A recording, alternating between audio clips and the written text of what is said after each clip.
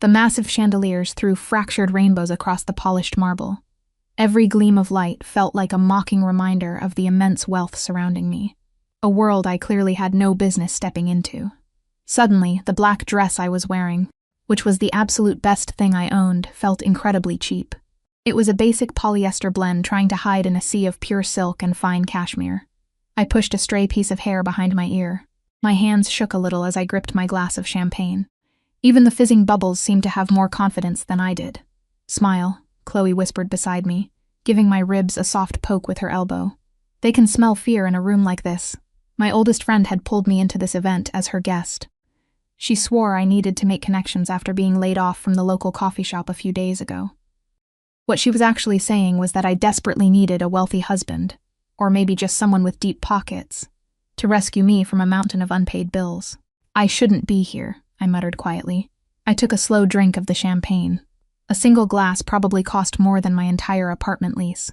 It tasted sharp and slightly bitter, perfectly matching my current life situation. "You are the only one who thinks that," Chloe shot back. Her eyes were already locked on the crowd, searching for targets. She possessed that natural, easy beauty, blonde hair, bright blue eyes, and the exact type of swagger that comes from having money. "Anyway, Clara, you look absolutely stunning tonight. That dress turns your eyes into pure emeralds." I gave her a fake smile, understanding she was just trying to help. This charity event took place inside a historic Boston hotel. It was the kind of room where generational wealth met aggressive social climbers, all wrapped up in hushed conversations and echoing laughter.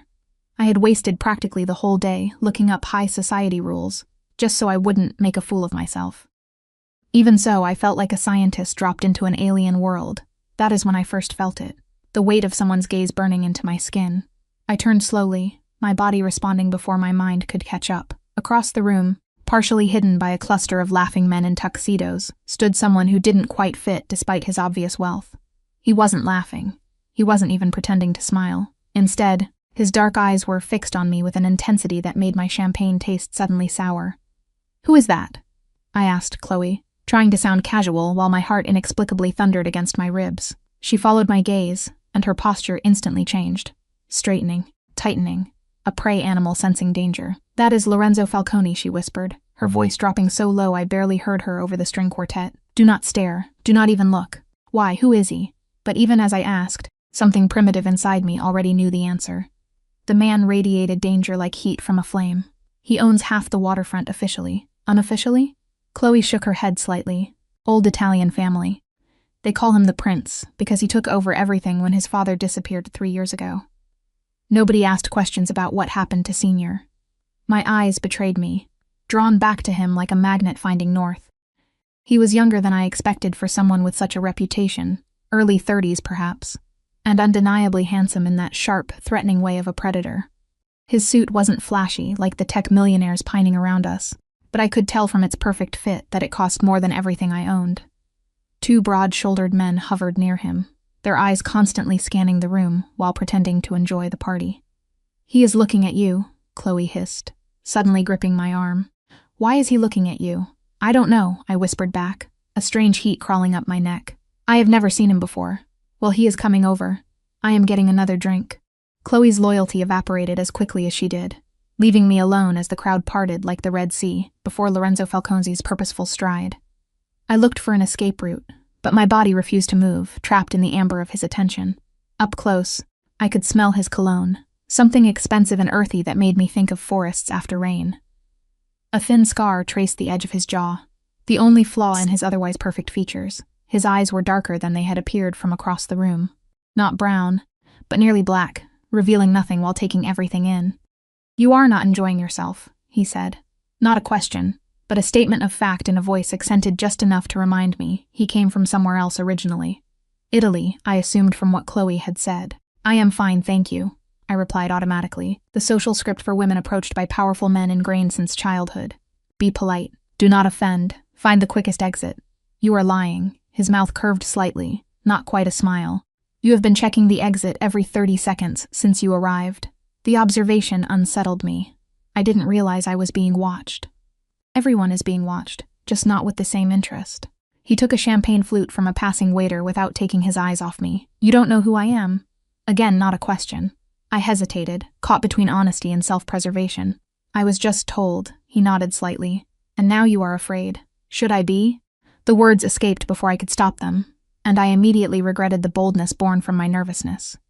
Instead of anger, amusement flickered across his face, softening its hard edges momentarily. Most people are. You are Clara.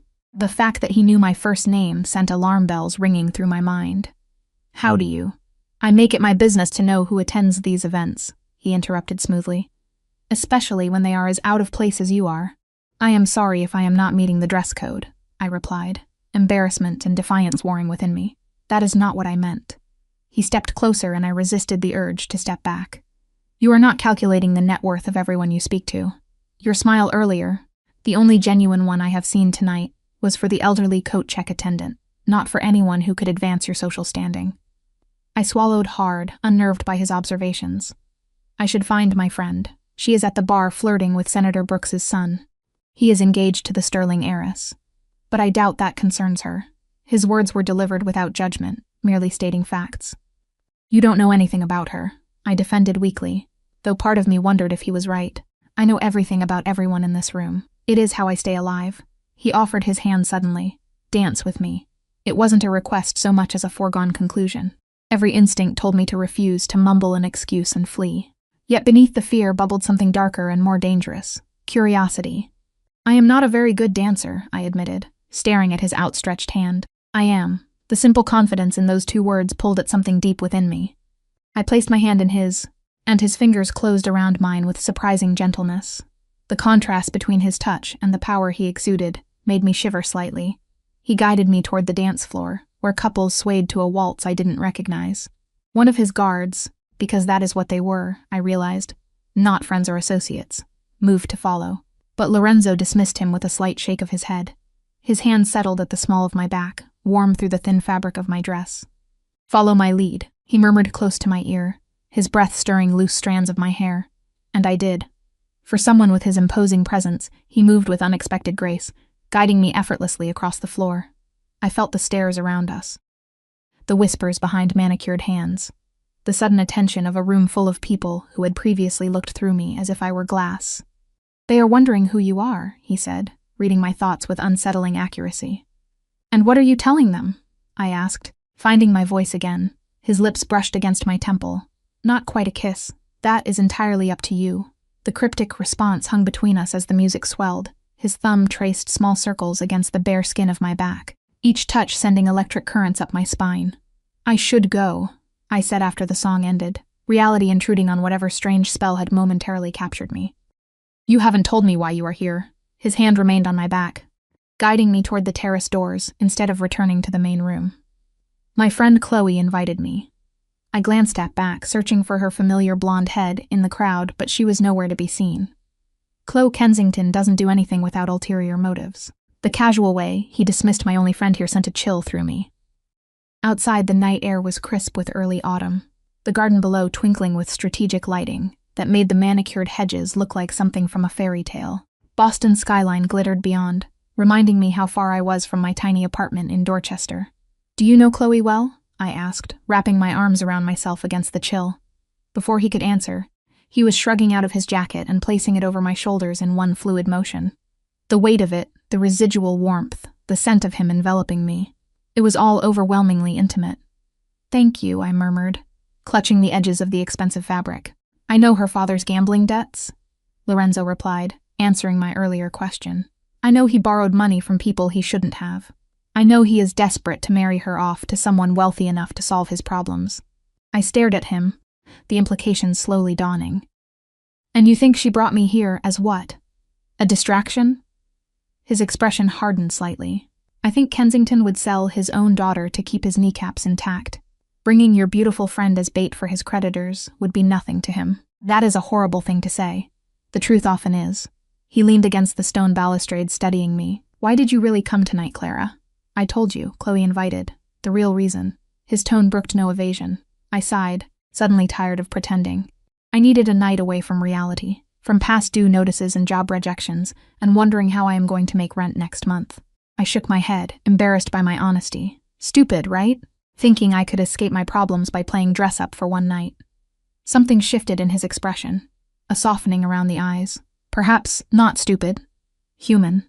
A comfortable silence settled between us as we looked out over the garden. The string quartet's music drifted faintly from inside, a soundtrack to a moment that felt increasingly surreal. "Come with me," he said suddenly, straightening up. "Where?" "Somewhere more interesting than this charity facade." He offered his hand again, and I hesitated longer this time. "I don't even know you." "You know exactly who I am," he countered. "Your friend made sure of that. The question is, whether you will let fear make your decisions tonight or curiosity." It was a challenge wrapped in velvet, and despite everything I knew about self-preservation, I found myself placing my hand in his once more. He led me down a different set of stairs than the ones we had come up, away from the main party and through a service corridor, where staff in black and white uniforms stepped aside, eyes downcast as we passed. No one questioned him or asked for identification. It was as if the building itself recognized his authority. "Should I be worried about where you are taking me?" I asked, only half joking. "Yes," he replied simply, and the honesty startled a laugh from me.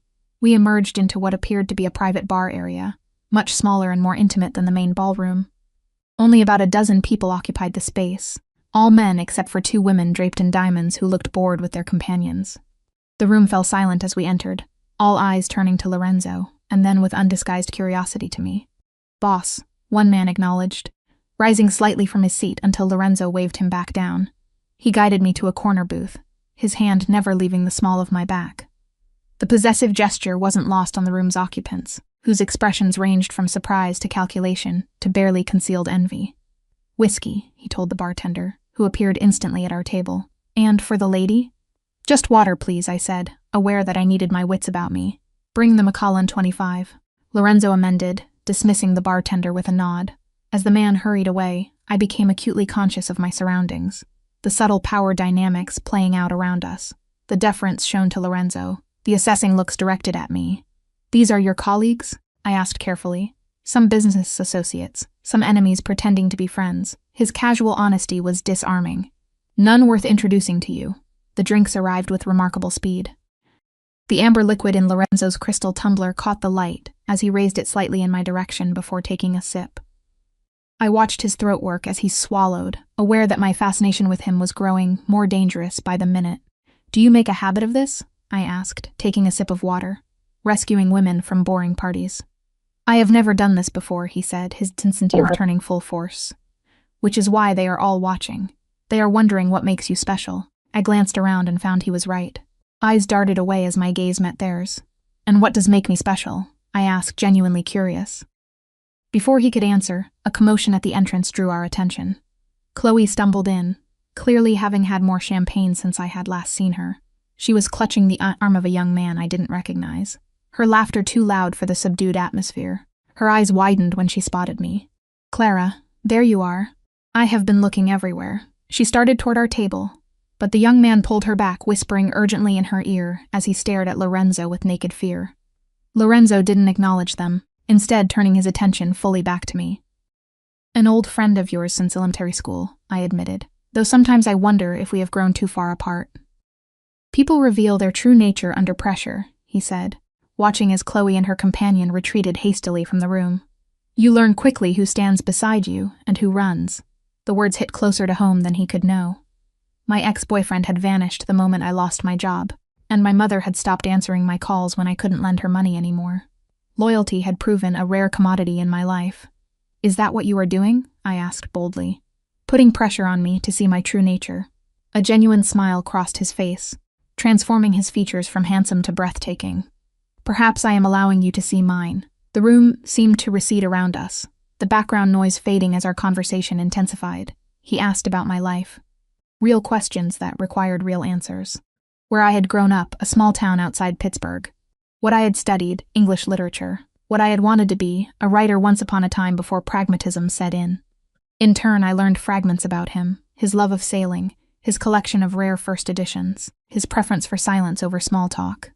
It was during a lull in our conversation that I noticed a man approaching our table, tall, gray-haired, with the confident stride of someone used to deference.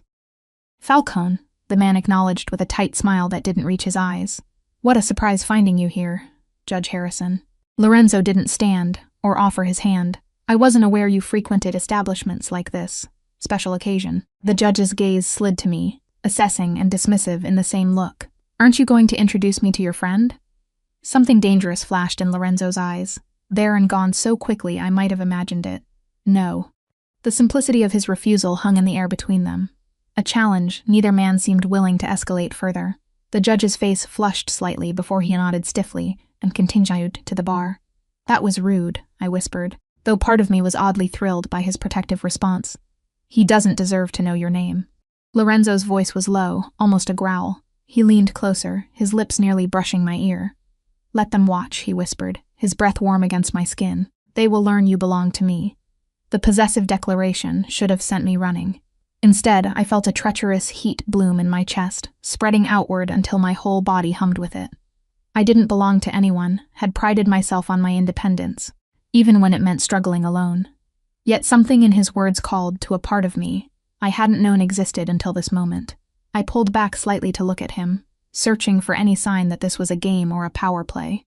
What I found in his eyes was something altogether more frightening: sincerity. You don't even know me, I said, my voice barely audible.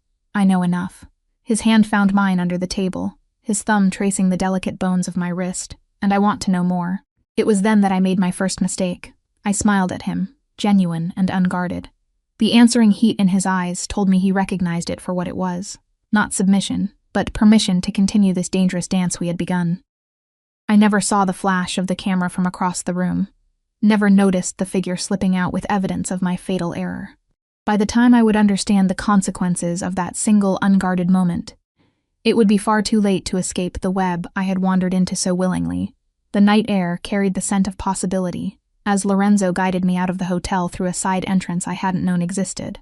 His security detail materialized from the shadows.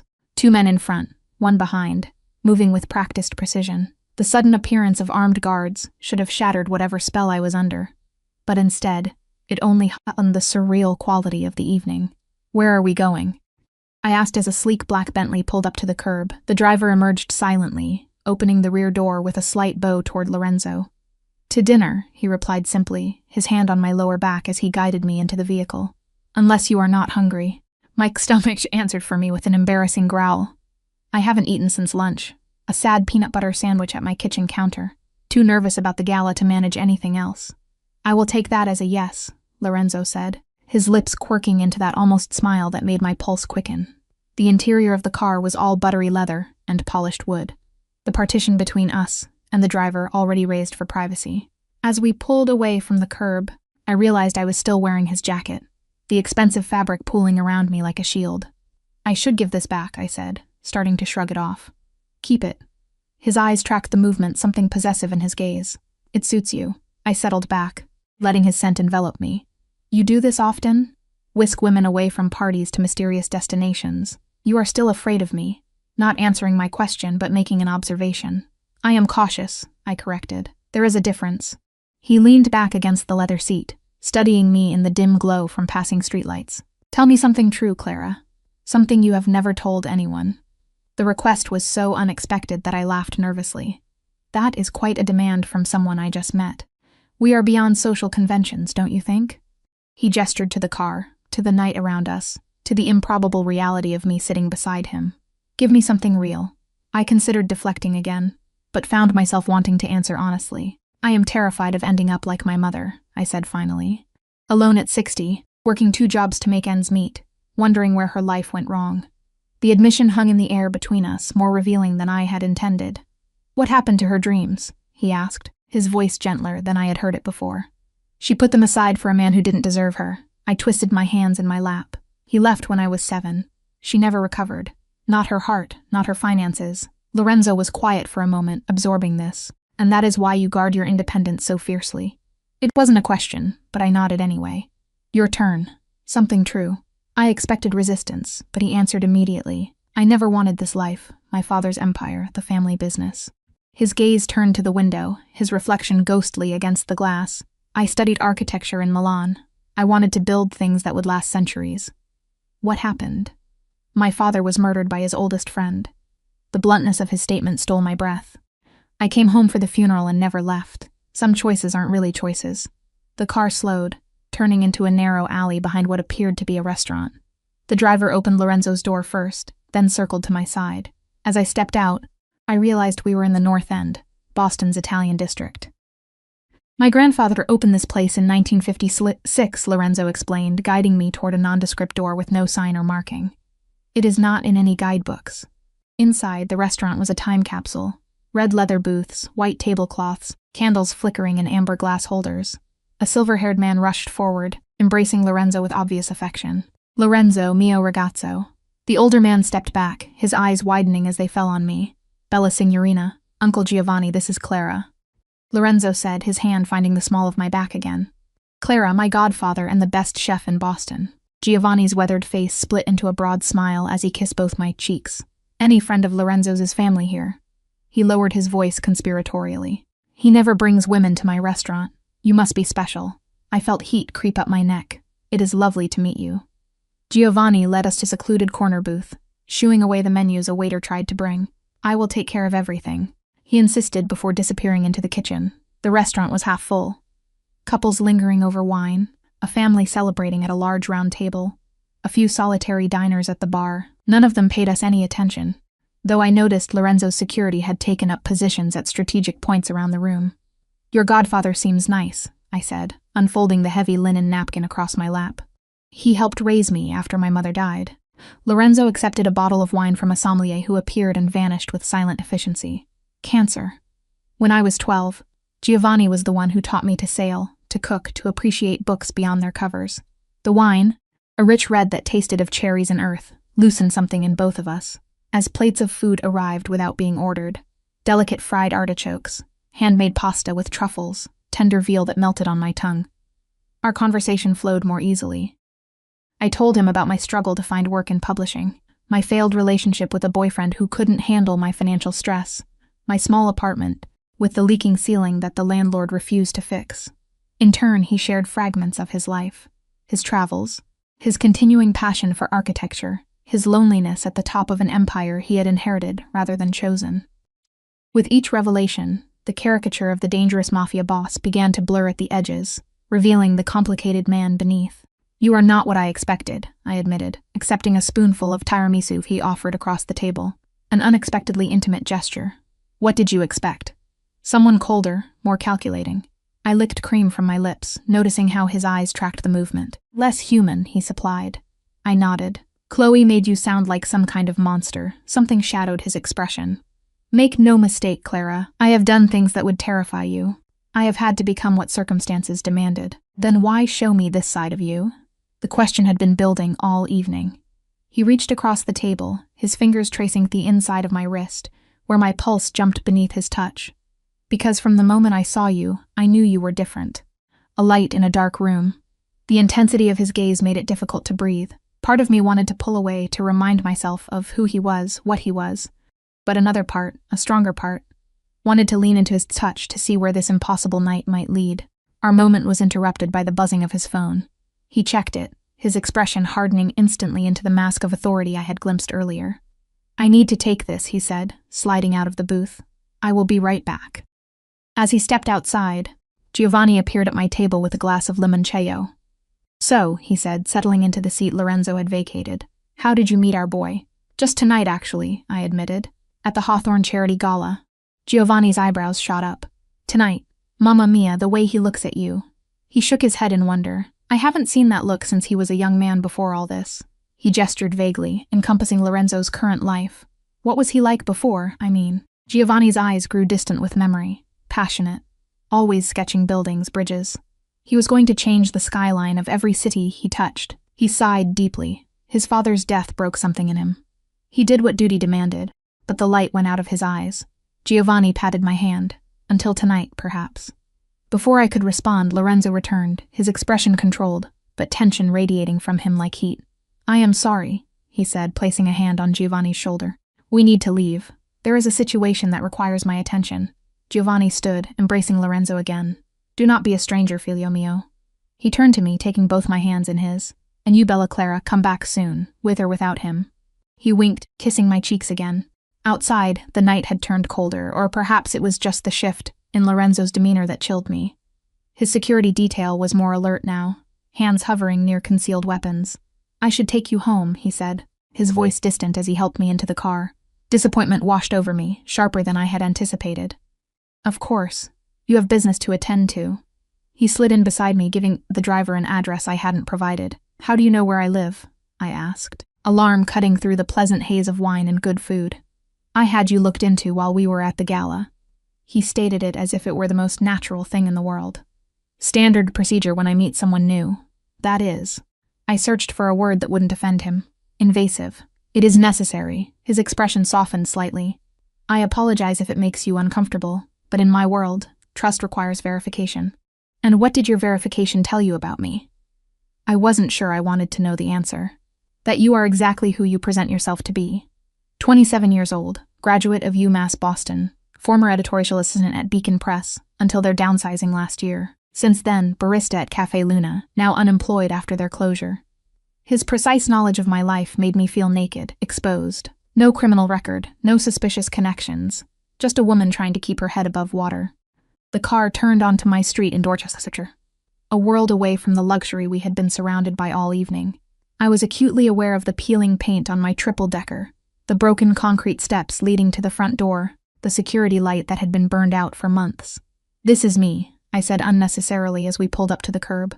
Lorenzo surveyed the building, his expression unreadable. Let me walk you to your door. That's not necessary. It wasn't a question. He was already out of the car, extending his hand to help me. We climbed the stairs to the third floor in silence. My awareness of him heightened in the confined space of the stairwell.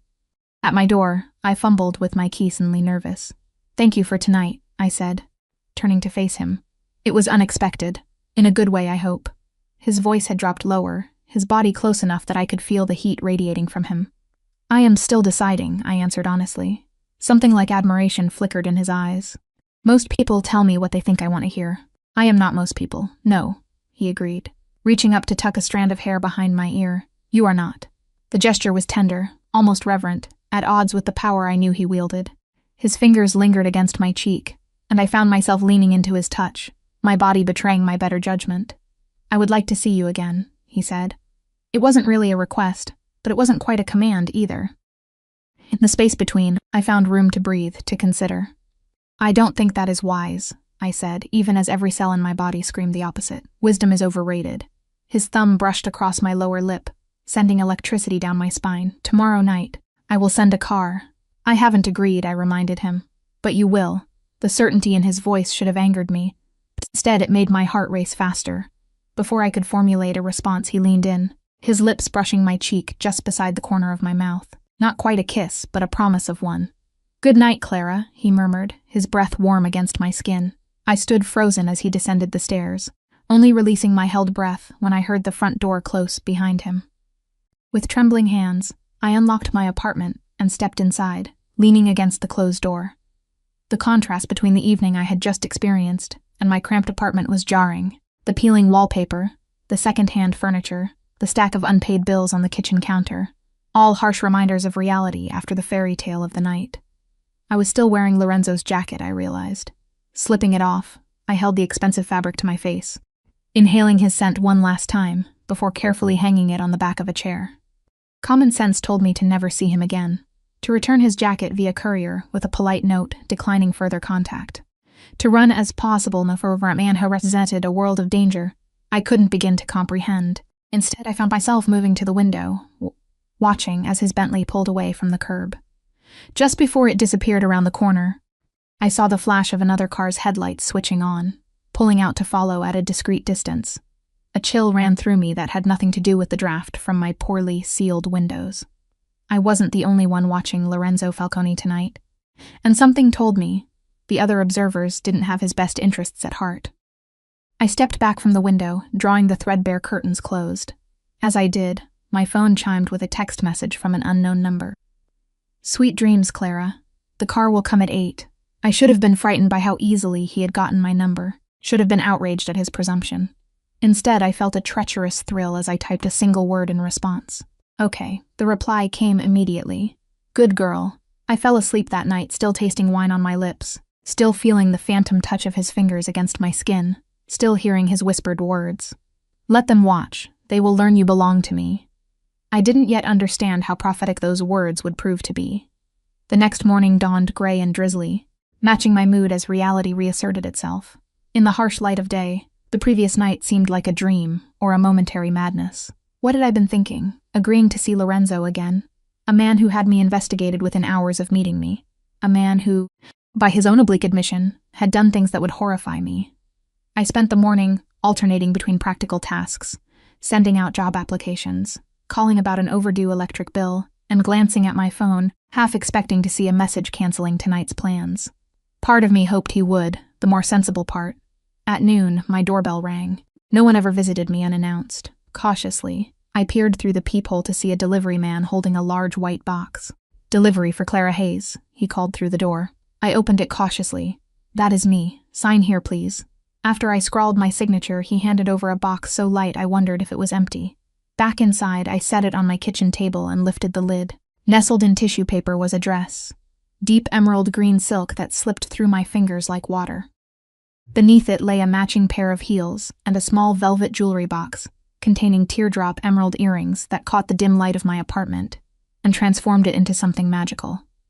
A small card rested at the bottom in strong, slashing handwriting. "For tonight. Though you would look beautiful in anything or nothing." A heat flooded my face at his boldness. I should return it all. Should text him immediately to cancel. Should listen to every warning bell clanging in my head.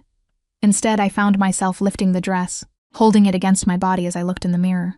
The color made my eyes seem greener, my pale skin luminous. It was easily the most expensive thing I had ever held, let alone worn. My phone chimed with a text from Chloe. "Oh my God, call me now." "What were you doing with Falcone?" I ignored it, setting the phone face down on the counter.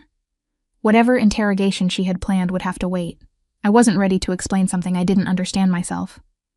As evening approached, anxiety and anticipation battled within me. By 7, I was dressed in Lorenzo's gifts, my hair swept up to showcase the earrings, my makeup subtle but deliberate. I hardly recognized my reflection. The woman staring back at me looked confident, elegant, worthy of a knight on the arm of someone like Lorenzo Falcone. It was all an illusion, of course. Beneath the silk and jewels, I was still the same struggling, unemployed woman with mounting debts and dwindling options. But for tonight, at least I could pretend to be someone else. At precisely 8 o'clock, my phone chimed with a text. "Your car is waiting downstairs." I took a deep breath, picked up my small clutch, and headed out the door, unaware that I was walking toward a point of no return. The car waiting for me wasn't the Bentley from last night, but a sleek Aston Martin with tinted windows. The driver, different from me, but, with the same vigilant eyes, opened the door without a word. As slid into the buttery leather seat, I was surprised to find Lorenzo himself waiting inside, his dark gaze traveling over me with undisguised appreciation. "You look stunning," he said, his voice low and intimate in the confines of the car. "Thank you for the dress." I smoothed the silk over my knees, hyper-aware of his presence beside me. And the shoes and the earrings. It was too much. It wasn't nearly enough. He reached across the space between us, his fingers grazing the emerald at my earlobe. "They match your eyes perfectly." The simple touch sent electricity through me. He was dressed immaculately in a charcoal suit that emphasized the breadth of his shoulders, a faint shadow of stubble darkening his jaw. The effect was devastating. "Where are we going tonight?" I asked, trying to regain my composure. "My home." He watched my expression carefully. "For dinner, nothing more than you are comfortable with." The idea of seeing where he lived both thrilled and terrified me. His home would reveal more about him than our carefully orchestrated evening at the restaurant. It would be stepping further into his world. A world I still knew almost nothing about. "You seem nervous," he observed as the car pulled away from the curb. "Should I be?" His mouth curved into that almost smile that made my heart skip. Always honest. It is refreshing. He reached for my hand, his thumb tracing circles on my palm. "No harm will come to you in my home, Clara. You have my word." The sincerity in his voice shouldn't have reassured me as much as it did. After all, what was the word of a man whose business likely involved breaking laws I couldn't even imagine? Yet somehow, I believed him. We drove out of Boston, heading north along the coast. The rain had cleared, leaving the night sky scattered with stars that appeared and disappeared behind wispy clouds. Lorenzo maintained a light hold on my hand, his touch both possessive and gentle. "Tell me more about your writing," he said, breaking the comfortable silence that had settled between us. I blinked in surprise. "How did you know I write?" "You mentioned a writer once. I assume that means you still write, even if it is not your profession." His observation was unnervingly accurate. I do, I admitted. Nothing worth reading. Just stories I work on late at night when I can't sleep. What kind of stories? I hesitated, unused to discussing my private creative outlet. Reimagined fairy tales mostly. Darker versions where the princess saves herself. Interest flickered in his eyes. I would like to read them sometime. The thought of Lorenzo Falcone reading my amateur fiction was so absurd. I nearly laughed. They are really not very good. Let me decide that. There was no condescension in his tone, only genuine curiosity. What else keeps you awake at night besides writing? The question was innocent enough, but something in his voice made it feel more intimate. Worry, mostly. About money, about the future. And now what? His eyes held mine. What will you think about tonight when you are lying awake? Heat bloomed in my chest, spreading upward to my face. Probably this conversation. He smiled. A real one this time, that transformed his features from handsome to breathtaking. Good. The car turned onto a private road winding through dense trees that eventually opened to reveal a sprawling property overlooking the ocean. The house, though mansion would be a more accurate term, was modern and glass-fronted, perched on a cliff with waves crashing below. "This is where you live?" I asked, unable to keep the awe from my voice. "One of my homes," he replied, watching my reaction. "I prefer this one. It is private." As we pulled into a circular driveway, I noticed the security. Discreet, but unmistakable. Men patrolled the grounds, and cameras were positioned strategically around the property. It was beautiful, but fortified like its owner. Lorenzo led me inside, his hand resting lightly on my lower back. The interior was a study in contrasts. Soaring ceilings and walls of glass, showcasing the dramatic seascape, while warm wood and soft textures made it feel surprisingly inviting. Modern art hung on the walls, sculptures placed thoughtfully throughout the open space. "You have a beautiful home," I said, following him through the entrance hall into a vast living area. "Thank you." He gestured toward the floor-to-ceiling windows, where the full moon cast a silver path across the dark water. "The view is why I bought it." A woman appeared silently. Not security, but staff, I realized from her attire. "Dinner is ready whenever you are, Mr. Falcone." "Thank you, Mrs. Romano. We will have a drink first." She nodded and disappeared as quietly as she had arrived. "Would you like to see more of the house before dinner?" Lorenzo asked. "I would love to." He guided me through rooms that revealed more of himself than any conversation could. A state-of-the-art kitchen where he admitted to cooking when he needed to clear his mind. A gym where he trained daily. A library with floor-to-ceiling shelves, filled with an eclectic mix of architecture texts, classics, and contemporary fiction. I paused at a drafting table set up near the library's windows. Architectural drawings spread across its surface. "Are these yours?" A flicker of something like vulnerability crossed his face. "A hobby I haven't entirely abandoned." I leaned closer, examining the intricate designs for what appeared to be a community center. "These are incredible. The light distribution, the flow of the space." I looked up to find him watching me intently. "You should have been an architect. In another life, perhaps." He moved beside me, his shoulder brushing mine. "This design is for a youth center in the North End. Giovanni has been asking for years. You are building it for him, for the community." He gathered the drawings, aligning their edges with precise movements. "A place for kids to go after school. Something positive." The revelation didn't fit with my preconceptions about him, about what a man in his position would care about. Before I could question further, he guided me to a different part of the house, stopping before a closed door. "This room you might find particularly interesting," he said, opening it to reveal a collection that took my breath away. Books, hundreds of them, filled custom-built shelves. But these weren't just any books. Glass cases protected what I instantly recognized as rare editions and first printings. "Oh my God," I breathed, moving toward the nearest case where a first edition of The Great Gatsby rested. "This is incredible." "You can touch them," Lorenzo said, entering a code on a keypad that unlocked the case. "They are meant to be handled, not just displayed." With reverent fingers, I lifted the Fitzgerald, opening it carefully to find the original dust jacket preserved. "How did you start collecting?" "My mother loved books." His voice softened with memory. "The first edition I bought was for her. Dante's Inferno. After she died, I kept collecting. It connected me to her somehow." He showed me his favorites. A Shakespeare folio, a signed Hemingway, a beautifully illustrated Alice in Wonderland. Each came with a story of its acquisition, revealing a passion I hadn't expected from him.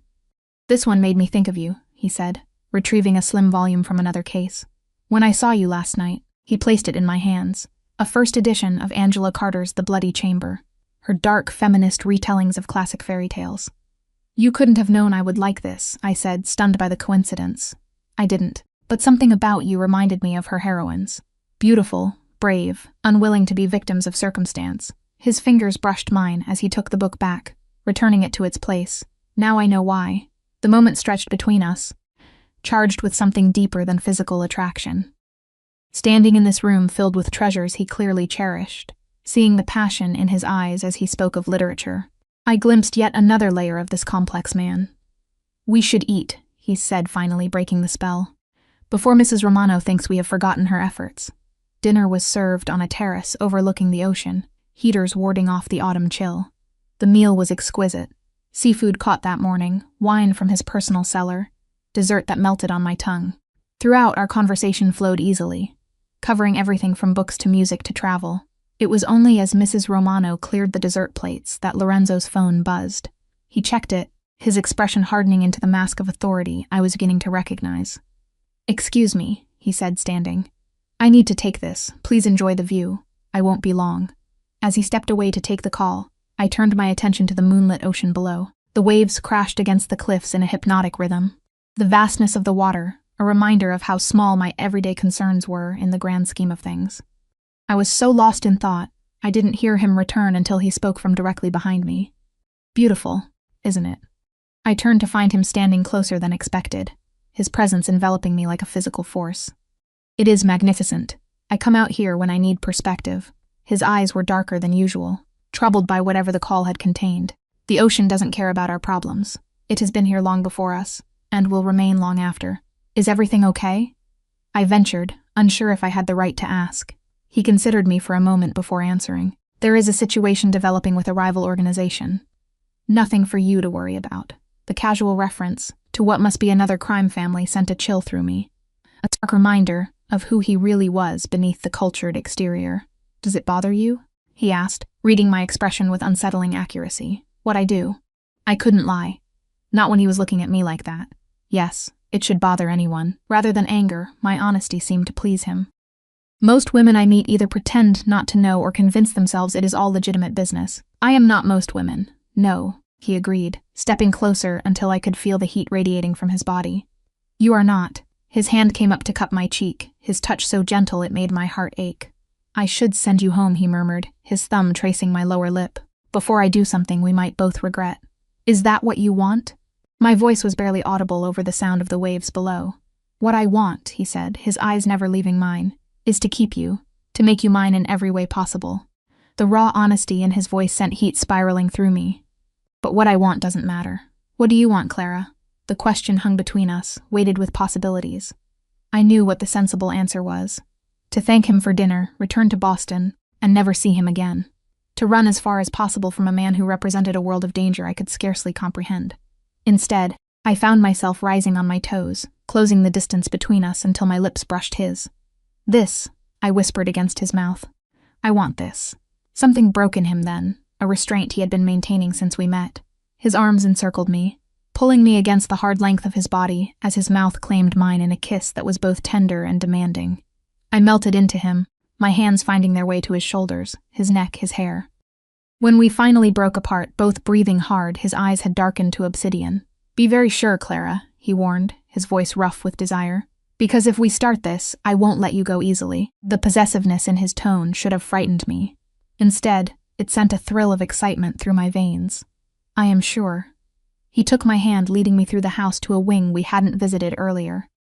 His bedroom was, as I might have expected, spacious, masculine, dominated by a massive bed facing the same ocean view. I had little time to observe the details before his mouth was on mine again, his hands roaming my body with increasing urgency. We fell onto his bed in a tangle of limbs and half-removed clothing, the silk of my dress sliding against the crisp cotton of his shirt.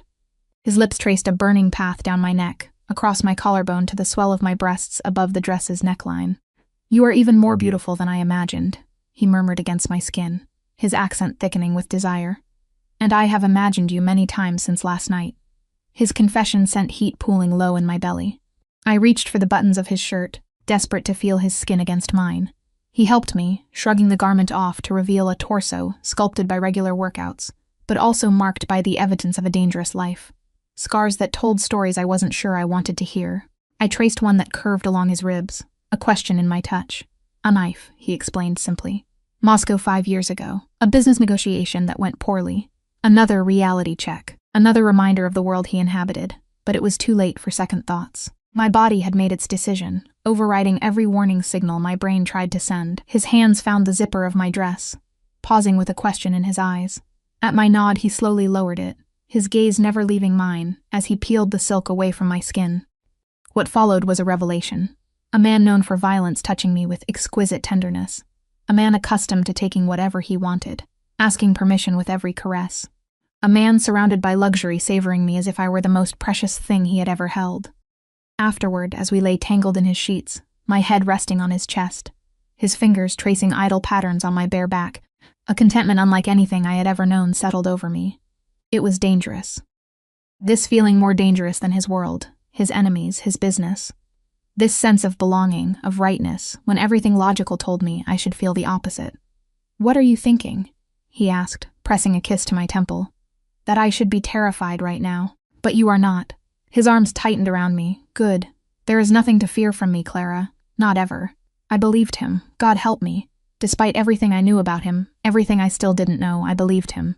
Sleep claimed me eventually, cradled in the arms of a man who had killed, who had built an empire on violence and fear, who had whispered against my skin that I belonged to him, as if it were an irrefutable fact of nature. I woke to sunlight streaming through windows that had been clear the night before, but were now partially frosted for privacy. Lorenzo was gone, but a note rested on his pillow. "Business that couldn't wait. Mrs. Romano will make you breakfast. The car will take you home whenever you are ready. I will call you later." And next to the note lay a small velvet box. Inside was a delicate gold chain with a pendant, a tiny key inlaid with diamonds so small they caught the light like dewdrops. I held it up, watching it spin in the morning light. A key.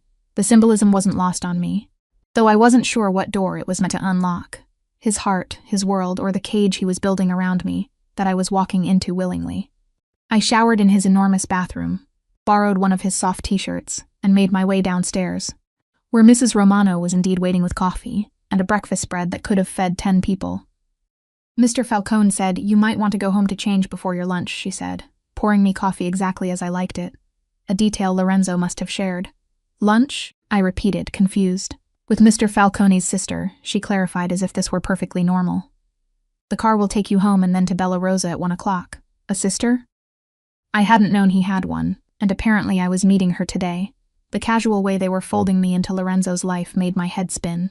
"I should probably call him," I said, reaching for my phone only to realize it wasn't with me. "Mr. Falcone left this for you," Mrs. Romano said, producing my clutch from the previous night. He had to leave quite suddenly. There was an incident that required his immediate attention. The bland way she referenced what could only be something illegal or violent was unsettling. How many incidents had she witnessed or heard about in her time working for him?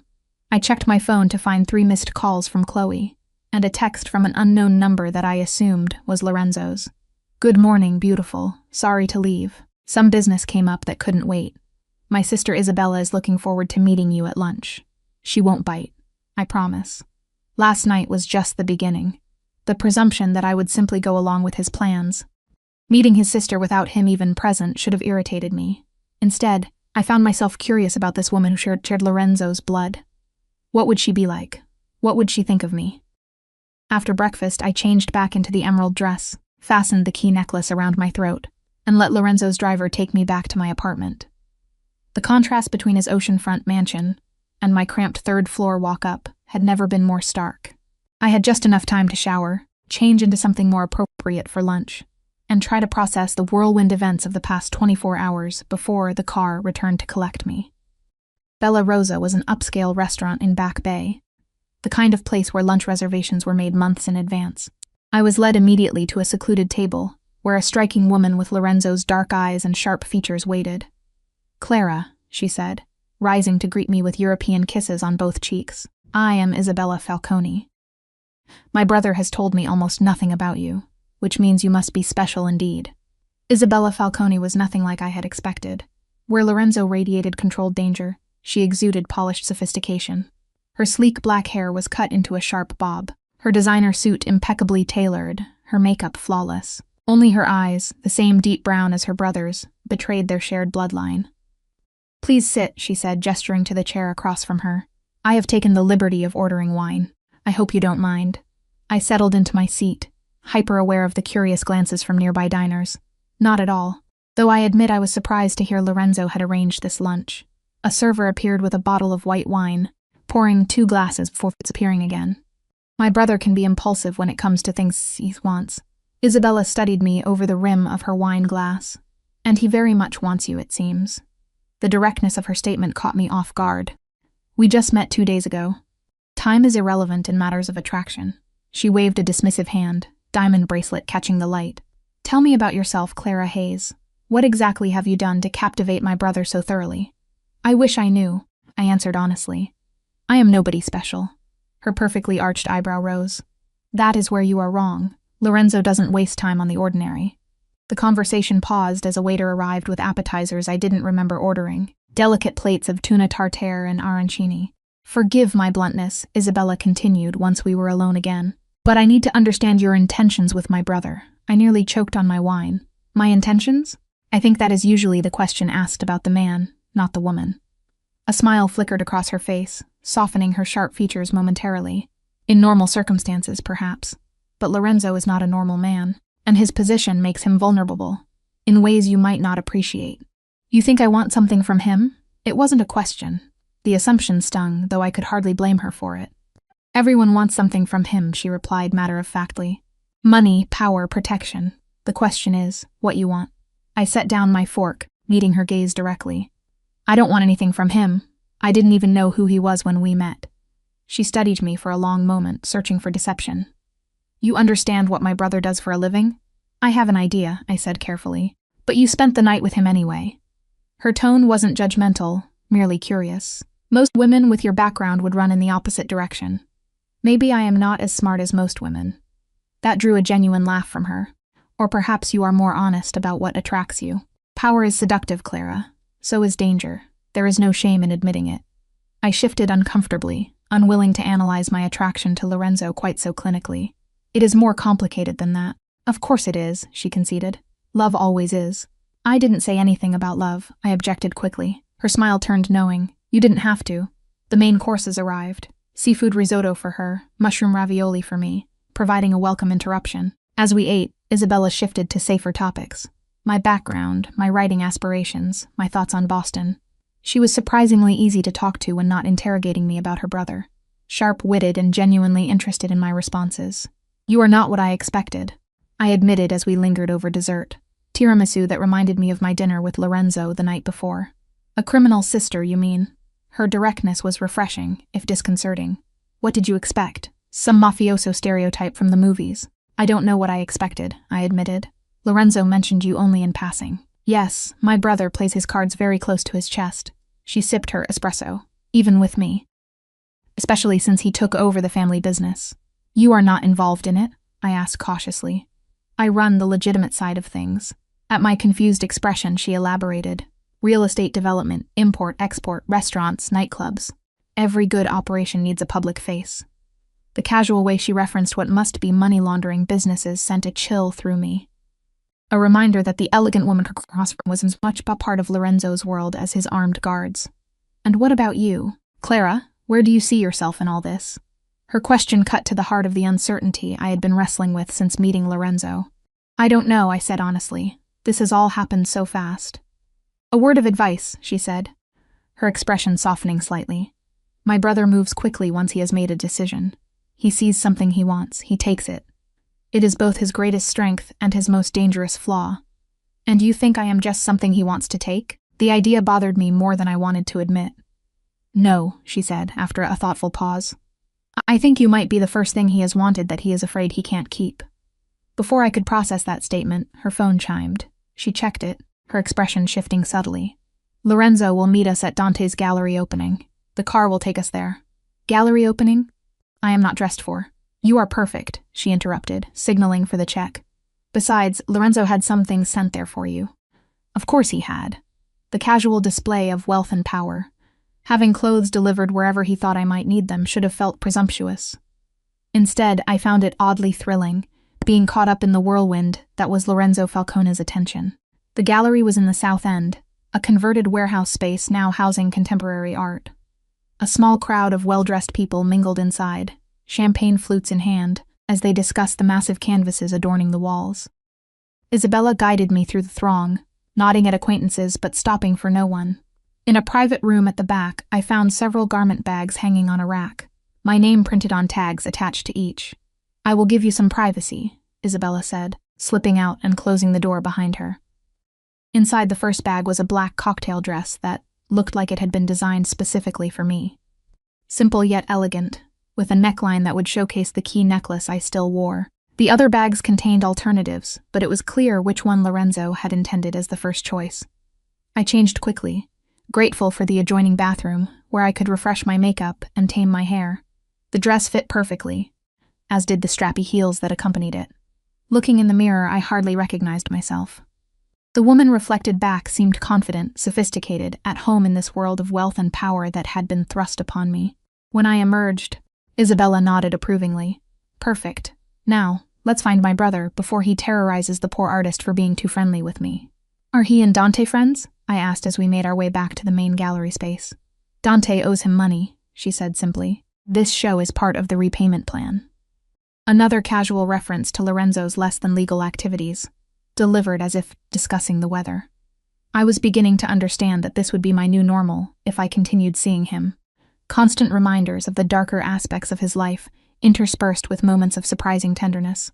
I spotted Lorenzo before he saw me, his tall figure commanding attention, even in a room full of striking people. He was dressed in a charcoal suit similar to the one from the previous night.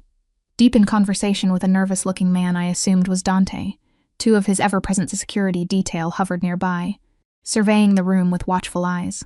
As if sensing my gaze, Lorenzo looked up, his expression transforming when he saw me. The intensity of his focus made my breath catch. It was as if everyone else in the room had suddenly disappeared. He excused himself from Dante and crossed to us in long strides. Without hesitation, he pulled me into his arms, claiming my mouth in a kiss that was far from appropriate for a public setting. I should have been embarrassed, but all I could feel was the heat of his body against mine and the possessive press of his lips. "I missed you this morning," he murmured, when we finally broke apart, his accent thicker than usual. "You could have woken me to say goodbye," I replied, aware of Isabella watching us with barely concealed amusement. "You were sleeping so peacefully." His hand settled at the small of my back, a gesture I was beginning to realize was his way of marking territory. "I see you have met my sister." "We had a lovely lunch," Isabella said, very illuminating. The look Lorenzo shot her carried a warning. "I hope you behaved yourself. Don't I always?" She smiled innocently. "Now, if you will excuse me, I should congratulate Dante on his creative debt repayment." As she walked away, Lorenzo turned his full attention back to me. "I am sorry about this morning. There was a situation that required immediate attention." "Mrs. Romano mentioned an incident," I said carefully. "Is everything okay?" His expression darkened momentarily. "It is handled. Nothing for you to worry about." The dismissal, gentle as it was, reminded me of the boundaries around his business. Boundaries I wasn't sure I wanted to cross. "The dress is beautiful," I said instead, changing the subject, "though you seem to have an uncanny knowledge of my measurements." "I pay attention to what matters," he replied, his eyes traveling over me with undisguised appreciation. "And everything about you matters to me." The naked emotion in his voice made my heart skip. This man, this dangerous, powerful man, looked at me as if I were the most precious thing in his world. It was intoxicating and terrifying in equal measure. "Come," he said, taking my hand. "Let me show you the collection. Dante may be in debt, but his work has merit." We moved through the gallery, Lorenzo's arm around my waist, his security detail maintaining a discreet distance. He was knowledgeable about art, pointing out techniques and influences in the massive abstract canvases, with the same precision he had shown, discussing architecture. People watched us, some openly staring, others pretending not to notice while stealing glances. I felt their curiosity like a physical touch, wondering who I was to be on the arm of Lorenzo Falcone. "They are all talking about us," I murmured, leaning closer to him. "Let them," he replied, unconcerned. "Let them see who holds my attention now." The possessiveness in his tone sent a shiver down my spine, part thrill, part warning. I was beginning to understand that Lorenzo's interest wasn't casual. He didn't do casual. He was claiming me publicly and deliberately. As we paused before a particularly striking canvas of blues and golds, I became aware of a woman watching us with undisguised hostility. Tall, model thin, with the kind of beauty that came from expensive maintenance. She clutched a champagne flute with white-knuckled intensity. "Who is that?" I asked quietly, nodding in her direction. Lorenzo glanced over, his expression hardening. "Elena Rossi, a mistake from the past." Before I could inquire further, the woman in question was approaching, her stilettos clicking aggressively against the concrete floor. "Lorenzo," she purred, ignoring me completely. "What a surprise finding you here. It has been too long." "Not long enough," he replied coldly. "Elena, this is Clara." Clara, an old acquaintance. The dismissive introduction made her face flush beneath her perfect makeup. "Acquaintance, is that what you are calling it now?" She turned to me finally, her smile venomous. "Did he tell you about us, Kara? About the ring he gave me? Or has he conveniently forgotten that part?" Lorenzo's arm tightened around my waist. "That is enough, Elena.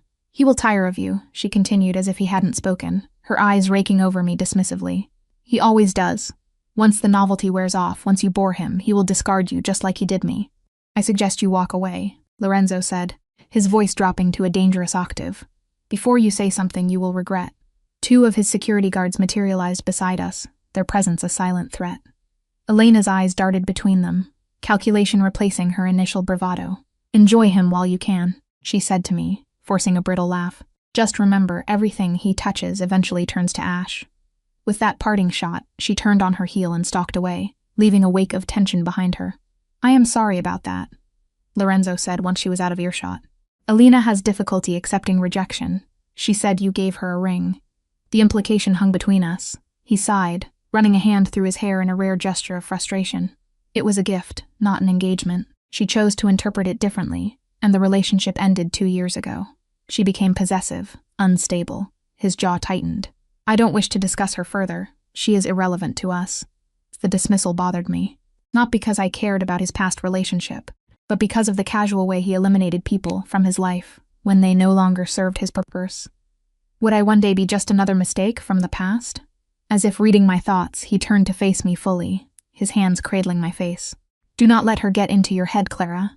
What I feel for you is different. What we have is different. How can you be so sure? We barely know each other. I know everything I need to know." His thumbs traced my cheekbones, his gaze intense. "From the moment I saw you, I knew you were meant to be mine." The certainty in his voice should have frightened me. Instead, it sent a thrill through my veins, a dangerous heat that pulled low in my belly. This was madness, this instant connection, this all-consuming attraction. Yet I couldn't deny the rightness I felt in his arms, as if I had been searching for something my entire life without knowing what it was until now.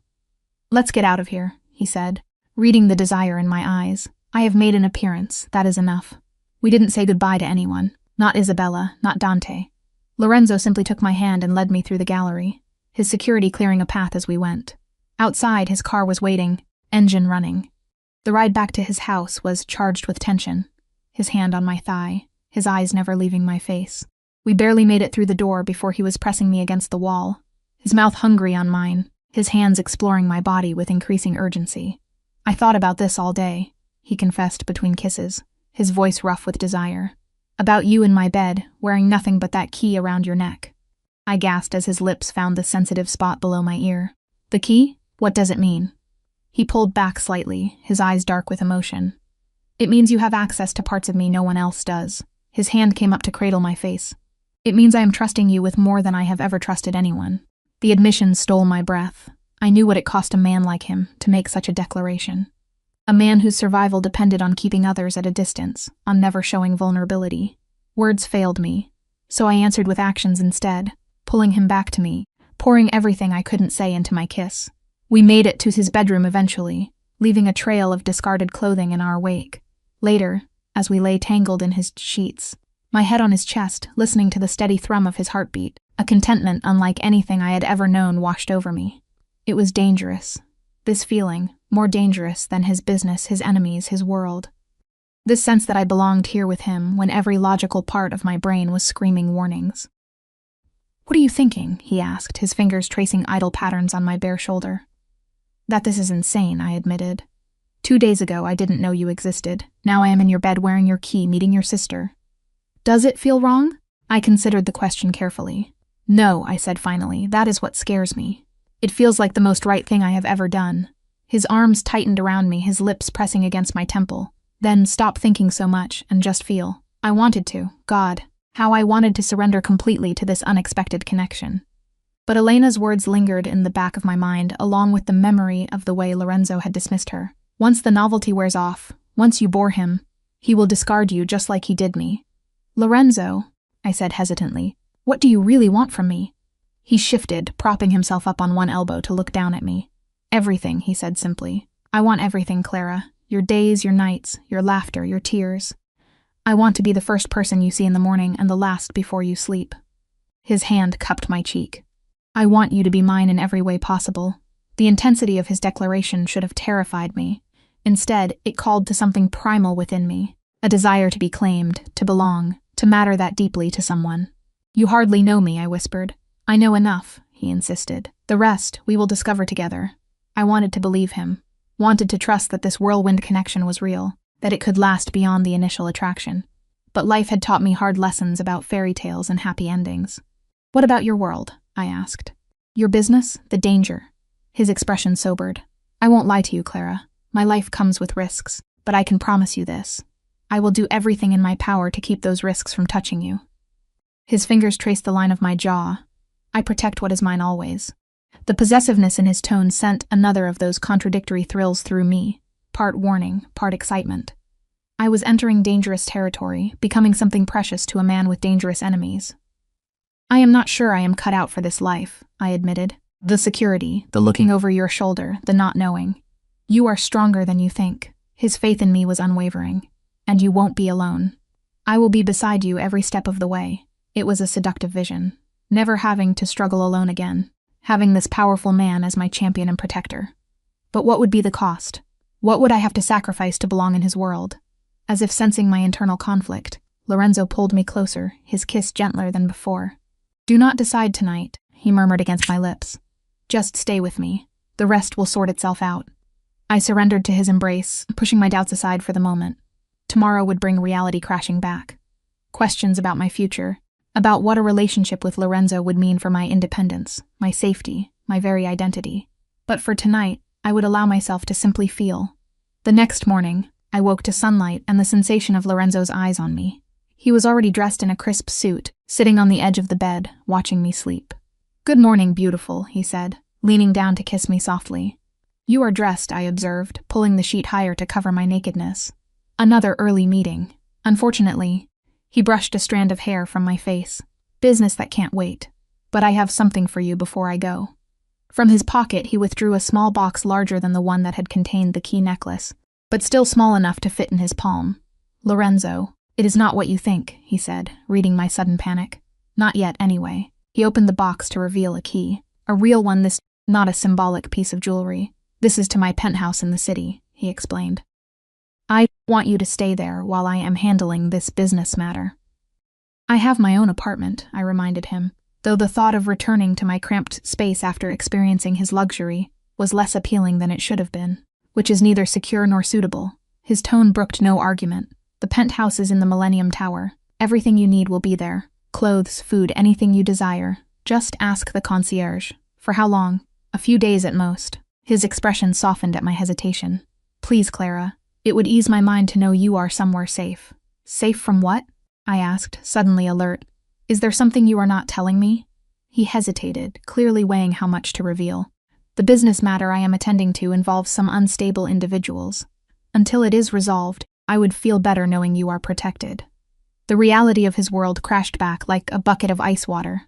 This wasn't about romance or convenience. It was about keeping me out of the crossfire of whatever violent situation he was handling. Lorenzo, if there is danger. There is always danger in my life, he interrupted gently. That is the reality. But I manage it, I contain it. His hand found mine, squeezing reassuringly. This is precautionary, nothing more. Will you do this for me? Put that way, how could I refuse? I took the key, feeling its weight, both literal and symbolic, in my palm. Thank you, he said, relief evident in his voice. Enzo will drive you to your apartment to collect whatever you need, then take you to the penthouse. I have instructed the building security about your arrival. The casual display of power and resources still felt foreign to me. Having drivers at my disposal, building security awaiting my arrival, an entire penthouse to myself. It was like stepping into someone else's life. When will I see you again? I asked as he stood to leave. as soon as this situation is resolved." He leaned down for one more kiss, this one lingering with promise. "Think of me while I am gone." "Be careful," I said, surprising myself with how much I meant it. A smile touched his lips. Always. After he left, I showered and dressed in another outfit that had mysteriously appeared in his closet in my size. The casual way he anticipated my needs was both thoughtful and slightly unnerving. A reminder of his resources, and the thoroughness with which he approached everything, including me. Enzo was waiting with the car when I came downstairs, as silent and vigilant as all of Lorenzo's security team. We drove to my apartment where I packed a small bag of personal items, the few things I couldn't bear to be without, including my laptop with my writing and a framed photo of my father before he left. Contrast between my life and Lorenzo's had never been more stark than when Enzo carried my shabby duffel bag into the gleaming lobby of the Millennium Tower. The concierge greeted me by name, escorting me to a private elevator that required a key card, as well as the physical key Lorenzo had given me. The penthouse took my breath away. Floor-to-ceiling windows overlooking the city, sleek modern furniture, artwork that probably cost more than my entire life savings. It was beautiful but impersonal, lacking the warmth of Lorenzo's coastal home. In the master bedroom, I found the closet already filled with clothing in my size. Everything from casual wear to evening gowns, all with designer labels I had only seen in magazines. The adjoining bathroom was stocked with high-end toiletries, the kitchen pantry and refrigerator filled with food and wine. It was like stepping into a gilded cage. Comfortable, luxurious, but a cage nonetheless. For the first time since meeting Lorenzo, I felt the full weight of what entering his world might mean. Being protected, provided for, but also controlled in ways both subtle and overt. As I stood at the windows, looking out at the city below, my phone chimed with a text from him. "Are you settled in? Is everything to your satisfaction?" I typed back, "It is beautiful, thank you, but it feels strange being here without you." His response quickly, "I will be back before you know it. Make yourself at home. Everything there is yours to use. Miss you already." The sentiment made my heart flutter, despite my misgivings. 3 days ago, I had been worrying about making rent. Now I was standing in a millionaire's penthouse, wearing clothes that cost more than my monthly salary, waiting for a man who controlled half the city to return to me. It was a fairy tale and a nightmare rolled into one, seductive in its promise of security and affection, terrifying in its potential cost to my independence. As I clutched the key he had given me, both to this apartment and symbolically to his heart, I wondered what doors I was closing by accepting it. 3 days passed in a strange limbo. I wandered the penthouse like a ghost, sleeping in Lorenzo's bed, using his shower, wearing the clothes he had provided. My phone remained stubbornly silent except for brief reassuring texts, always the same message in slightly different words. He was handling the situation. He would return soon. I should stay inside where it was safe. On the second day, a florist delivered an enormous arrangement of blood-red roses with a card that read simply, "Counting the hours until I see you again." On the third day, Isabella called. "He is fine," she said before I could even ask. "But the situation is complicated. He asked me to check on you." "I am going stir-crazy," I admitted. "I haven't left the apartment since I got here." "Good. That is exactly what Lorenzo wants." There was something in her voice, tension perhaps, or worry, that hadn't been there during our lunch. "Isabella, what is really going on?" I asked, tired of being kept in the dark. "I deserve to know if I am in danger." A long pause, then a sigh. "It is not my place to tell you, but since my brother is being his usual overprotective self," she hesitated. "There was an attempt on Lorenzo's life. The people responsible have been dealt with, but he is being cautious until he is certain all threats have been contained." The casual way she referenced what must have been a violent elimination of enemies made my blood run cold. Yet beneath the horror was a more immediate concern. Is he hurt? Nothing serious, which wasn't the same as no. "Look, I know this isn't the life you signed up for, Clara. Few civilians could handle it. If you want out, I can arrange." "I don't want out," I interrupted, surprising myself with the vehemence in my voice. "I want to see him." Another pause. "I will tell him you said that. It might be just to what he needs to hear right now." After we hung up, I paced the penthouse with renewed anxiety. Someone had tried to kill Lorenzo. He was injured, though Isabella claimed not seriously, and instead of him coming to me, he was keeping his distance. Protecting me, yes, but also perhaps protecting himself from having to face my reaction to the violence of his world. By the fourth morning, restlessness drove me to the building's private gym on the 30th floor. At least there, I could work out my frustration on a treadmill, while still technically remaining inside as instructed. The gym was empty when I arrived, the floor-to-ceiling windows, offering the same spectacular view as the penthouse 20 floors above. I was 30 minutes into a punishing run, sweat soaking my borrowed designer workout clothes. When I felt it, that familiar weight of being watched, I turned to find Lorenzo standing in the doorway, his eyes locked on me with an intensity that made my heart stutter. He looked exhausted, a faint bruise yellowing along his jaw, but otherwise whole. He wore a simple black sweater and dark jeans, more casual than I had ever seen him, somehow more vulnerable for it. I stepped off the treadmill, unsure whether to run to him or maintain my distance. 4 days of worry and isolation had left me with a tangled mess of emotions. Relief, anger, fear, longing. He made the decision for me, crossing the room in long strides and pulling me into his arms. I went willingly, breathing in his familiar scent, feeling the solid strength of him against me. "You are here," I murmured against his chest. "You are okay." His arms tightened around me. "I am sorry for staying away. I needed to be sure it was safe." I pulled back slightly, studying his face, the shadows under his eyes, the tight set of his jaw. "Isabella told me someone tried to kill you." A flash of annoyance crossed his features. "She shouldn't have worried you." "She shouldn't have had to," I countered. "You should have told me yourself." He sighed, releasing me to run a hand through his hair, a gesture I was beginning to recognize as a sign of frustration. "I was trying to protect you from the ugliness of my world. By shutting me out. By giving you plausible deniability," he said, his voice hardening slightly. "What happened to those men? It isn't something you should have to know about." The implication hung heavy between us. Lorenzo hadn't just defended himself, he had eliminated his enemies permanently. "I want to go upstairs," I said finally. "This isn't a conversation for a public space." He nodded, taking my hand and leading me to the private elevator. We rode in silence, the tension between us thick enough to touch. In the penthouse, I headed straight for the shower, needing a moment to collect my thoughts. When I emerged, wrapped in one of his plush robes, he was waiting in the living room, 2 glasses of whiskey poured. I accepted one, taking a fortifying sip before facing him. "Tell me everything," I said. "No more protecting me from the truth." He studied me for a long moment, as if weighing how much I could handle. "The Colombians thought they could expand into my territory," he said finally. "They started with small incursions. A protection racket here, a smuggling operation there. I sent warnings. They ignored them." He swirled in the amber liquid in his glass, watching the light play through it. 3 nights ago, they sent a hit team to the restaurant where I was meeting with my captains. 3 men with automatic weapons. His voice was clinically detached, as if describing a business transaction rather than an attempt on his life. My security neutralized 2. The 3rd managed to get off a shot before he was subdued. "That is how you got this," I said, reaching out to gently trace the bruise on his jaw. "Debris from a shattered mirror," he confirmed. "Nothing serious. And the men who sent them." His eyes met mine unflinching. "They won't be sending anyone else." The coldness in his voice should have terrified me. This was the other side of Lorenzo Falcone. Not the man who collected rare books and designed community centers, but the one who eliminated threats with ruthless efficiency.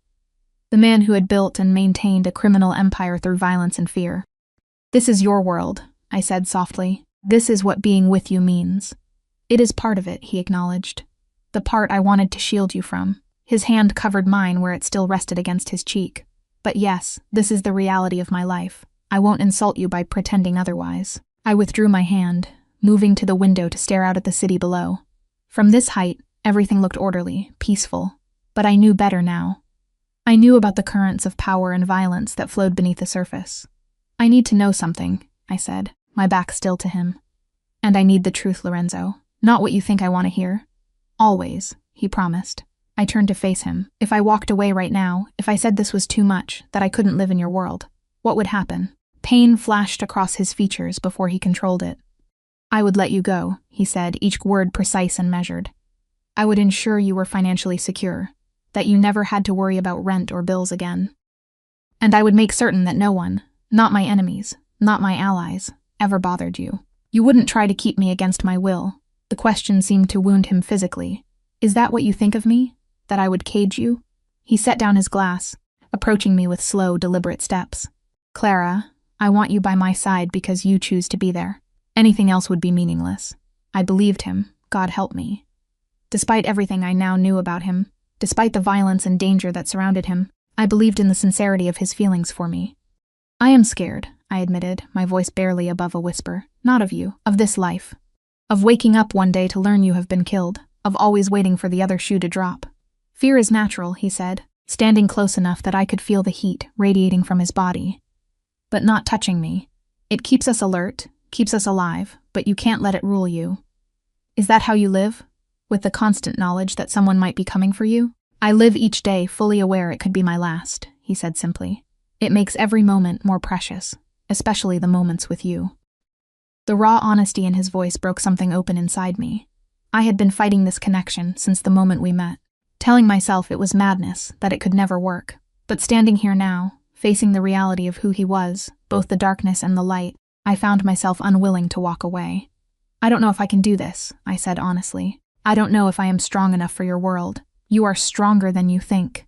His hand came up to cradle my face, his touch gentle, despite the power I knew those hands possessed.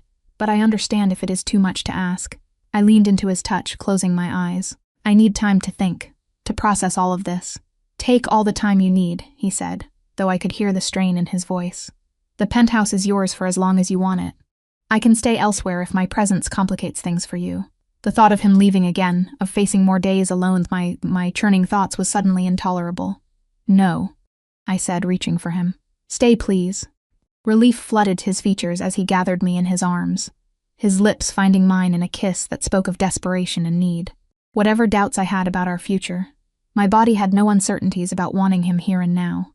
We made our way to the bedroom, shedding clothes as we went. This time our lovemaking had an edge of urgency, as if we both needed to affirm life in the face of the death that had nearly claimed him. I traced the new bruises on his body, evidence of the violence he had endured, while he whispered promises against my skin. Promises of protection, of devotion, of a future together. Afterward, as we lay tangled in the sheets, my head on his chest, listening to the steady beat of his heart, I found myself thinking about choices, about crossroads and paths taken, about how a single decision could alter the entire trajectory of a life.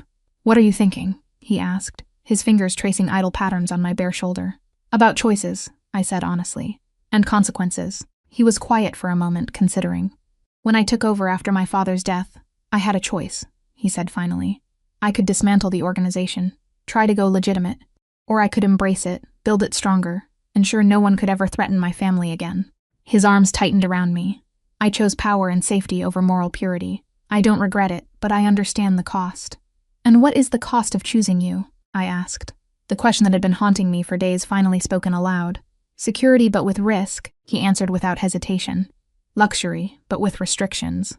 Love, but with the knowledge that my world will always include darkness. His hand tilted my face up to meet his gaze. I won't lie to you, Clara. Being with me means accepting parts of my life that most people would find unforgivable. The honesty was brutal, but necessary, and if I can't accept those parts... Pain flickered in his eyes. Then we say goodbye, and I ensure you never have to worry about money again. I don't want your money, I said immediately. I know. A small smile touched his lips. It is one of the countless reasons I fell in love with you. The word hung in the air between us. Love. He had said it casually as if it were an established fact rather than a revelation. Love, I repeated, my voice catching. Yes, love. He shifted, propping himself up to look down at me. I have loved you since that first night at the gala, when you looked at me without fear or calculation. When you saw me, really saw me as more than just my reputation or my wealth or my power. That is impossible, I protested. You can't fall in love that quickly, can't you? His fingers traced the curve of my cheek. Haven't you felt it too? This connection between us that defies logic or time. I couldn't deny it. From the moment his eyes had found mine across that crowded ballroom, something had clicked into place, a recognition, a sense of coming home I had never experienced before. I am afraid to call it love, I whispered.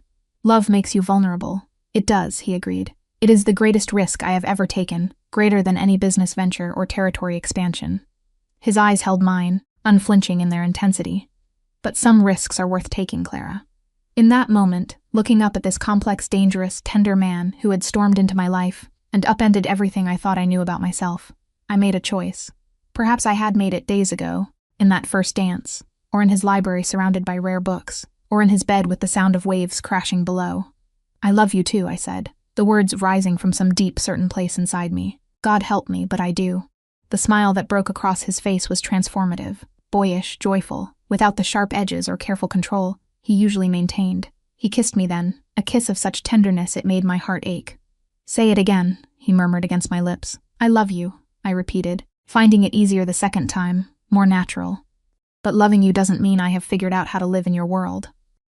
We will figure it out together, he promised. Day by day. I don't expect you to change overnight, Clara. I just need to know you are willing to try. I am, I said, surprising myself with how much I meant it. But I need something from you, too. Anything. Honesty, I said firmly. No more shutting me out to protect me. If we are going to do this, really do this, then I need to know what I am facing, the good and the bad. He considered this, his expression serious. There are some details of my business that it is safer for you not to know. I am not asking to be involved in your business, I clarified. I am asking not to be left in the dark when things affect us, like attempts on your life or danger that might touch me. He nodded slowly. That is fair. No more shutting you out. You will know the broad strokes, if not every detail. And one more thing, I added. I need my independence. I can't just be kept. I need my own work, my own purpose. A smile touched his lips. I wouldn't have it any other way. Your fire, your determination, they are part of what I love about you. His hand found mine, fingers intertwining. What if I helped you publish your stories? Not by buying a publishing house, he added quickly, but by connecting you with legitimate editors who would judge your work on its merits. The offer was tempting, a door opening to a dream I had nearly abandoned. You would do that? I would do anything to see you fulfilled, Clara. Your happiness is my happiness now. The sincerity in his voice washed over me like a balm. For so long I had been alone, struggling against the world with no one in my corner. Now I had this man, this powerful, dangerous, loving man offering to stand beside me, to support me without diminishing me. So, he said, his eyes searching mine, where do we go from here? I considered the question carefully, weighing all I now knew about him, about his world, about the life we might build together. Forward, I said finally. Together, one day at a time. Relief and joy mingled in his expression. I stood on the balcony of his coastal home, watching as he discussed plans with the contractor. The community center in the North End was nearly complete, a project he had thrown himself into with passion, once I had encouraged him to reconnect with his architectural roots. Much had changed in those 6 months. I had moved in with him, dividing my time between the coastal house and the city penthouse, depending on his business needs. My first collection of reimagined fairy tales had found a publisher, a legitimate one, as Lorenzo had promised, and early reviews were encouraging. I had met his captains, the men who ran various aspects of his organization. I had attended functions where I was introduced as Lorenzo's woman, a designation that still made me bristle even as I recognized the protection it afforded me in his world. I had learned to live with the constant security, the awareness of potential threats, the knowledge that the man I loved made decisions daily that existed in moral gray areas I would never fully understand. It wasn't a perfect life. There were arguments, fierce ones, about boundaries and independence, about risks and responsibilities. There were nights I lay awake listening to him, take calls in his study, knowing lives hung in the balance of his decisions. There were moments I questioned my own moral compass for loving a man whose power was built partially on violence and fear. But there was love, too, deep and unwavering. There was respect as he supported my writing career without trying to control it. There was partnership as we navigated the complex reality of our lives together. I was still lost in thought when I felt his arms encircle me from behind, his chin resting on my shoulder. "What is on your mind, my love?" he asked, pressing a kiss to my temple. "Just thinking about how much has changed," I said, leaning back against his solid warmth. 6 months ago, I was worried about making rent. Now I am helping design a multi-million-dollar community center. His arms tightened around me. "Do you regret it? Any of it?" I turned in his embrace to face him, taking in the features that had become as familiar as my own. The sharp jawline, the penetrating dark eyes, the mouth that could be cruel in business but was only ever tender with me. "No," I said honestly. "It is not the life I imagined for myself. It is more complicated, more dangerous, but it is also more." I searched for the right word. "More everything," he supplied, understanding as he always did. "Yes," I agreed. "More everything." He reached into his pocket, withdrawing a small velvet box that made my heart skip. "I was going to wait until tonight when Giovanni is hosting that dinner for us, but I find I can't wait any longer." He opened the box to reveal a ring that took my breath away. An emerald surrounded by diamonds, elegant yet understated compared to what he could certainly afford. "Clara Hayes," he said, his voice rough with emotion. "You walked into my life like a revelation. You have seen all of me, the darkness and the light, and somehow still chosen to stay. Will you marry me? Be my wife, my partner, my equal in all things." The sincerity in his eyes brought tears to mine. This was no possessive gesture, no marking of territory. This was a man asking for a commitment of equals, offering his heart with no reservations. "Yes," I said, my voice steady despite the tears. "Yes, I will marry you." His smile was radiant as he slipped the ring onto my finger, then pulled me into a kiss that promised a lifetime of passion, protection, and partnership. Later that evening, as we celebrated our engagement with Giovanni, Isabella, and a few trusted members of Lorenzo's inner circle, I caught my reflection in a window. The woman staring back at me so different from the one who had reluctantly attended a charity gala 6 months before. I wore confidence now like a second skin, my posture straight, my gaze direct. I belonged here, not because Lorenzo had claimed me, but because I had chosen this life with open eyes. "Happy?" Lorenzo asked, peering beside me with 2 glasses of champagne. "Very," I said, accepting a glass and clinking it against his. "Though I still can't believe how much has changed since you whispered, 'Let them watch,' in my ear that first night." He smiled, that genuine smile that still transformed his features. "I meant it then, and I mean it now. Let them watch us build something extraordinary together. Let them see what real partnership looks like." I leaned into him, feeling the solid strength of the man who had become my safe harbor in a dangerous world. "To us," I said, raising my glass, "and to the extraordinary life we are building, together." "Together," he echoed, the word a vow more binding than any ceremony could provide. As conversations flowed around us, as Giovanni told embarrassing stories of Lorenzo's youth and Isabella teased me about wedding plans, I felt a sense of peace settle over me. This wasn't the life I had planned, but it was the one I had chosen with all its complications, all its dangers, all its extraordinary intensity. I belonged to Lorenzo Falcone, yes, but more importantly, he belonged to me, the powerful, dangerous, loving man who had seen the strength in me before I recognized it myself. Together, we would face whatever came our way. The sunshine and the shadows, the triumphs and the threats. Let them watch indeed.